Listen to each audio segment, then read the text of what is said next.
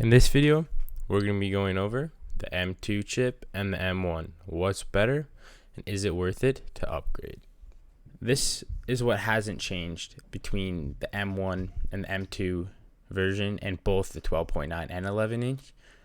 They both have a 12 MP wide and 10 MP ultra wide camera with a true depth camera system, a USB-C with the support of Thunderbolt, and USB 4.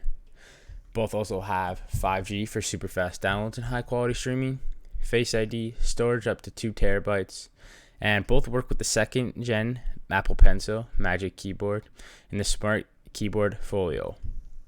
And the 12.9 inch weighs about 1.51 pounds and the 11 inch weighs about 1.04 pounds in both the M2 and M1 versions. So between the actual two chips, these are the difference, what has upgraded. So you can see that the GPU got upgraded to a 10 core. You can also see now that there's 100 gigabytes of memory bandwidth. So it's doubled actually. And then you can also see that they have the ProRes and the ProRes RAW and the ProRes encode and decode engine now. Some more upgrades you would be getting is that you're going from the Smart HDR3 for photos to the Smart HDR4 for photos, which just basically means you're going to get a higher, more quality picture. The color is going to be just a little bit brighter and better. And then you're going from the Wi-Fi 6 at speeds of 1.2 gigabytes per second to the Wi-Fi 6E, which has speeds up to 2.4 gigabytes per second, and then the Bluetooth 5.0 to the Bluetooth 5.3.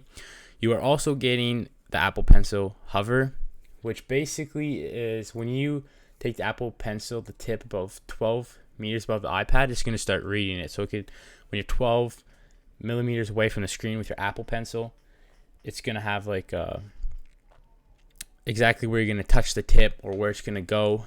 I mean, this is really nice if you're like an artist and you're drawing, so you can get really precise as where you're going to touch. And it is a pretty cool feature. To make this all a little bit more easier to understand, I have this picture here. And so the M2 version has a 35% faster GPU, 18% faster CPU, and a 50% more memory bandwidth with a 40% faster neural engine. Now the question is it worth it? First off, if you don't even have an iPad and you're thinking of getting one, whether you want to just use it to watch YouTube or Netflix or Disney Plus, or if you're actually going to buy one for work, or if you're like designing things, if you're an artist, you draw, even for school, it is great for school to take notes on. The iPad is just so useful. It's so nice to have. It's great. Now, looking at the prices, these are the prices for the M2 iPad Pro. The 12.9 inch starts at $1,499 Canadian, and the 11 inch starts at $1,099 Canadian. And you can get the M1 for cheaper than this. If you look really hard, you can get deals.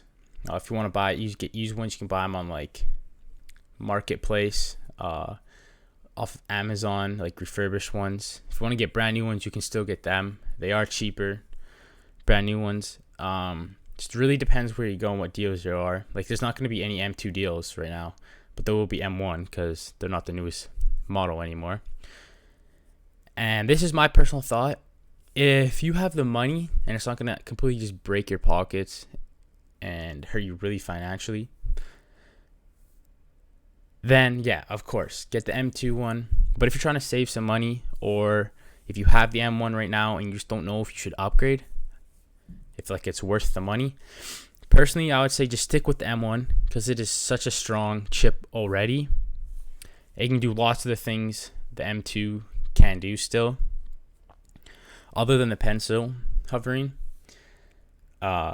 Just the M1 is still really great to get. The only real reason why I'd suggest for anyone to get the M2, to be honest, is if you're like you're an artist or you're a designer, or you know for a fact you're going to use this for your work every single day and you just want that little bit boost of a faster chip, then I'd say yeah, it's worth it then probably. But like overall, Both iPads are really great, and it really comes down to if you want to spend that, if you think to get that a little bit faster of a chip, if it's worth it. If it's worth it to you, then I would go for it. But like I said, if you're trying to save that money, or you just really don't truly know if it's worth it, then I would just stick with the M1, because like I said, it's a strong chip already. Anyways, guys, leave down in the comments what you guys think is better, and I hope this review helped you. Roxanne, all she wanna do is party.